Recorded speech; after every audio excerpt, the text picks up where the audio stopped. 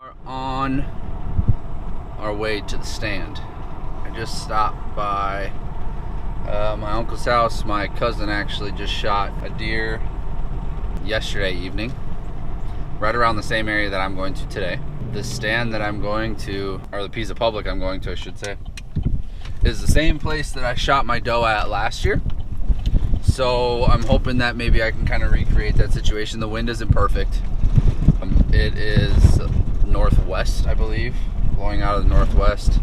It's kind of intermediate, so not ideal for this particular situation, but we're gonna make the best of it.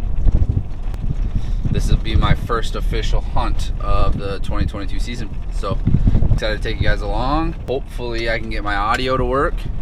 Last year was a bear, as it pertained to that, so yeah, stay tuned and I will see you guys out in the woods.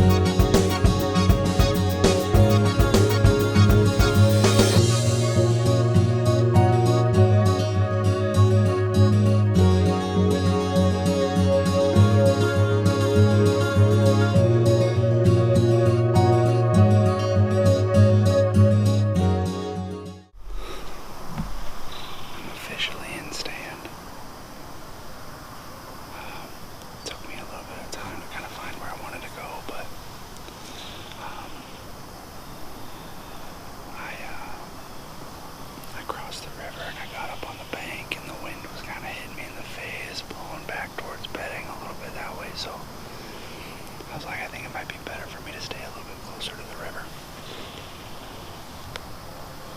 I think the river is probably about 40 yards away from me right now. And where I shot my doe last year was probably 50 yards up that way. And when I was in that sit last year when I shot that doe, I saw a deer walk here first, like walk right past here first from this direction, and I kind of feel like it was the doe that I killed, came this way and then circled back. So I'm hoping I'm actually going to get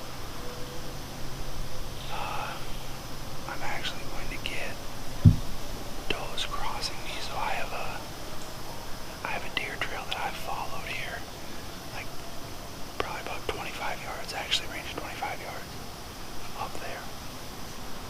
And there's a clear shooting lane. It's small, but a clear shooting lane right to that trail that I think she followed last year and has beaten down again this year. And I also have another trail that's a little fainter that goes right underneath the tree that I'm sitting at. I have a feeling this might be the buck trail. You got your beat down doe trail up there, and then you got buck trail that kind of is a little bit closer to the river, follows its way back up, and they meet back up at the top of the hill. At the top of the hill is private beans. And honestly, I think they do. There's an oxbow on private too if you look on Onyx, so I feel like they're probably hanging out over there as well. I'm basically hunting a travel corridor. So we will see what happens.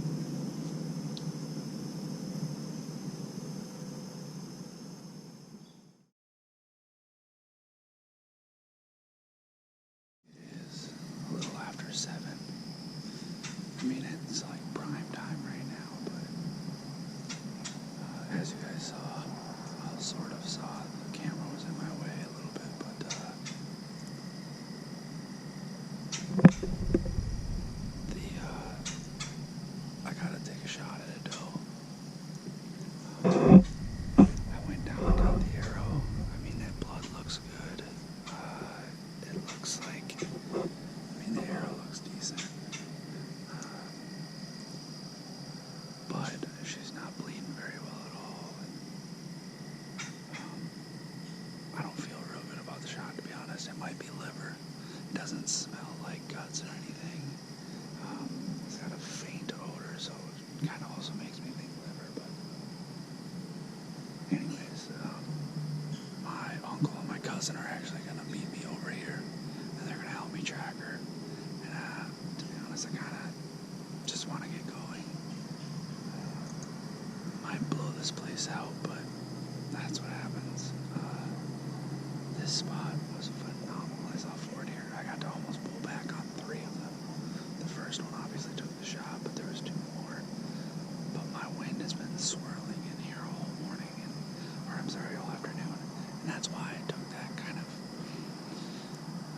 iffy shot on that doe, is because she was winding me.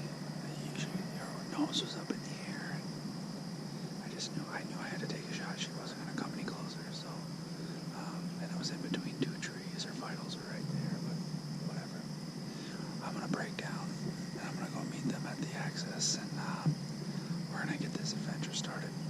I have a feeling this is going to be a long night. I'm shining it at us because we're walking in to get this sucker. Yeah, I really can't see nothing with this light on, but last time, why didn't I?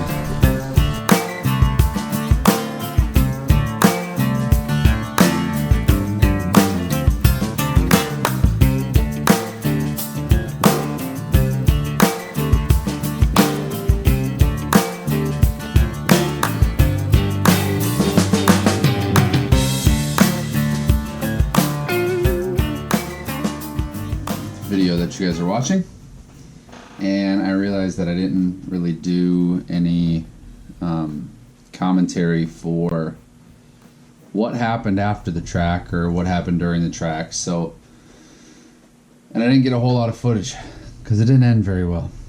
We had, or I had Chris and Wyatt out there, and we spent a good 2 hours trying to figure out where she went and what happened. And it took us probably 30 minutes, 40 minutes to actually get on blood.